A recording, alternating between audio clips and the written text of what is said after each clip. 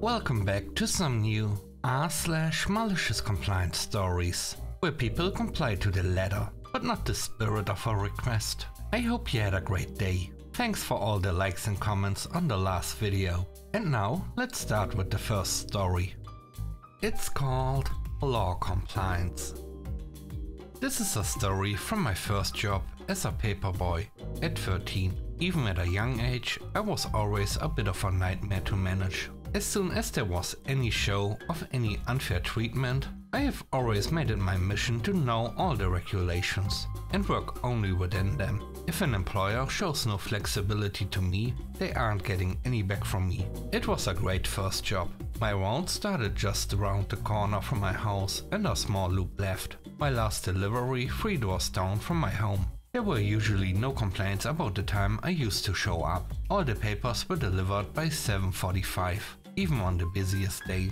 We had a new manager start at the shop, and apparently there were some people complaining that their papers were not delivered early enough. We were told we had to be in the shop for 6:30 going forwards. In the UK, there are regulations on when a child is allowed to work, and given this new change and how it was a deterrent to my life, I started to research to see if anything could be done. I found out 2 things. Firstly, I was not allowed to work before 7 AM, and secondly, they could not deduct money from wages for mistakes, something that was happening regularly every time there was a customer complaint. Armed with this information, I told the manager what he was proposing, and his current way of running the deliveries was illegal, and he needed to come up with a better plan. I'm not sure he liked being told this by a 13-year-old, so he fired me immediately. The news agents in question were a national chain, so I wrote to the head office, detailing the situation and what I intended to do next. I stated that they were not following the laws, and I would report to the relevant agency. I pointed out that it wasn't a great look, that when this was brought to their attention, I was fired, and nothing changed. I stated that I intended to raise a legal claim for unfair dismissal, based on the nature of my dismissal. I also gave them notice of my intent to go to the press, to see if they felt there was a story to our national brand, ignoring these protective laws, and dismissing someone who brought that to their attention. I asked for a response in 30 days, or I would start to make the appropriate arrangements. It took 2 weeks before I was asked to come into a meeting with my ex-branch manager and his boss. I took my dad as a witness, but he encouraged me to lead the meeting. There was some backpedaling. They stated they had made changes. We were now expected in at 6:45 to do the sorting, before going on our deliveries at 7. They had given everyone a pay rise and a bonus, which would be paid weekly if no mistakes were made.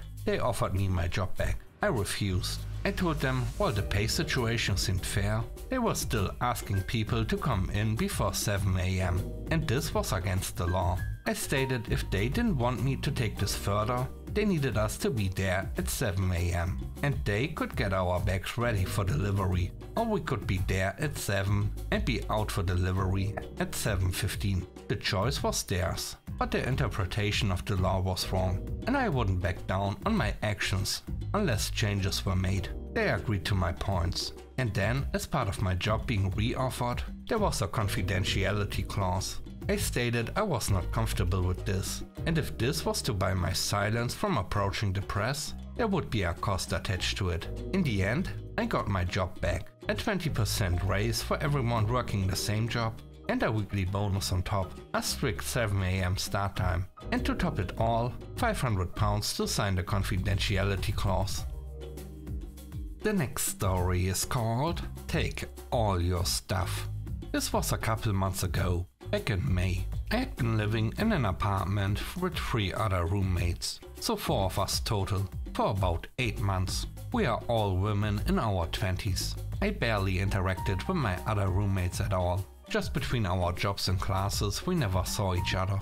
We all had our own rooms as well. On May 5th, my fiancé and I were planning to move into a new apartment together. So by the evening of the 4th, I had just about all of my belongings packed up. Though I barely interacted with my roommates, I felt like we coexisted well, and we never fought or argued about anything, except for some very minor instances with Vicky and Kara. These two were friends, and Vicky was definitely the messiest of the four of us living there. She would leave her clothes in the dryer for days, pile dishes in the sink for more than a week before cleaning them, and often forget food in the fridge until it would rot.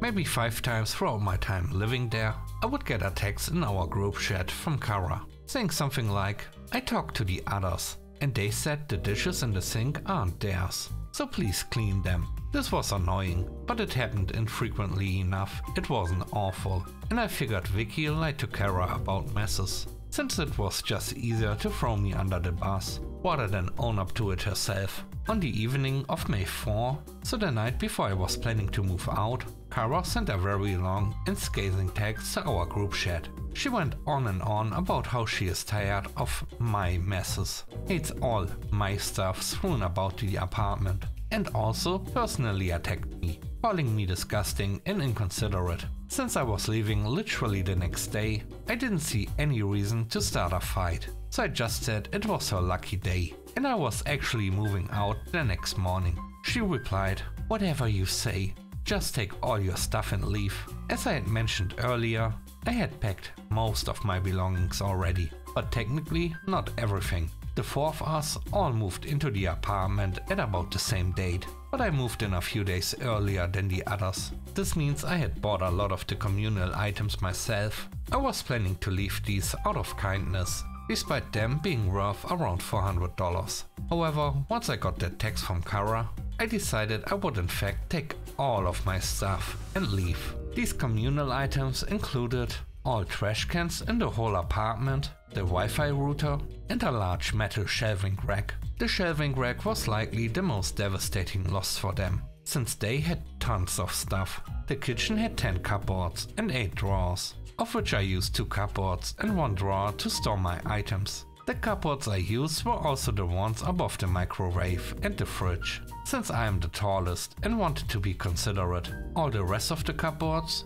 drawers, and the entire metal rack, which had 5 large shelves, were filled to the brim with my roommate's stuff. Essentially, there was absolutely no way they'd be able to fit in the amount of space I left behind, without buying another rack or putting it on the counter and floor. I was careful to keep all the stuff from the rack organized and neat when I removed it, and everything from the rack completely covered the counters, kitchen table and coffee table in the living room. I moved out peacefully with all my belongings the next day and have been happy in my new apartment with my fiancé. A few days after moving out, Ricky texted in the group chat that the Wi-Fi isn't working anymore.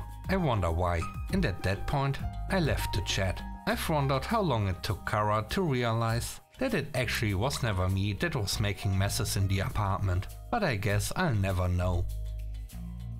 The last story is called Following Protocol. This happened in the early 1990s. In my country, we had universal draft for any fit young man.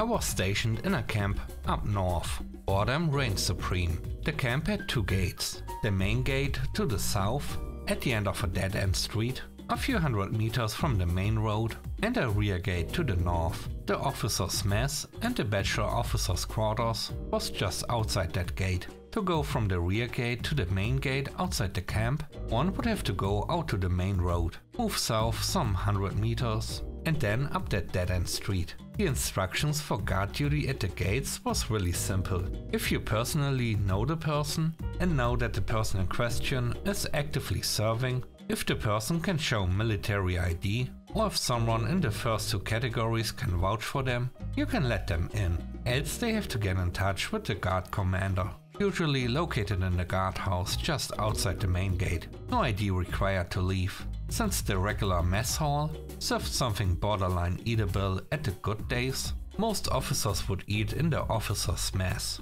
Due to the times, most on guard duty would not bother with the required ID checks. Service in the north is boring. Guard duty is also boring. My troop found that checking ID, especially at the rear gate, could be a little fun though. In the morning, quite a few would forget their wallet with their ID in their rooms and have to run back to get it. No big deal. Going back in and getting the wallet was just 5 minutes, but a bit of a hassle when they were already running late. And the later they were running, the more probable it was they had forgotten their ID. The real deal was after lunch, since a lot would leave their ID in the office and so not have any way to collect it without getting into the camp. So they would have to go around nearly a kilometer and then go to the guard captain and get a note so they could enter through the main gate, easily at least 15 minutes extra on the less than 5 minutes stroll back from lunch. Seems a lot of the officers in our direct chain of command, so we had to know them, but that had their ID ready, found this fun as well, since getting a colleague to vouch for them seemed difficult. The ones declining would be smiling and laughing about it. We got a lot of encouragement for following protocol, even from officers we had denied access.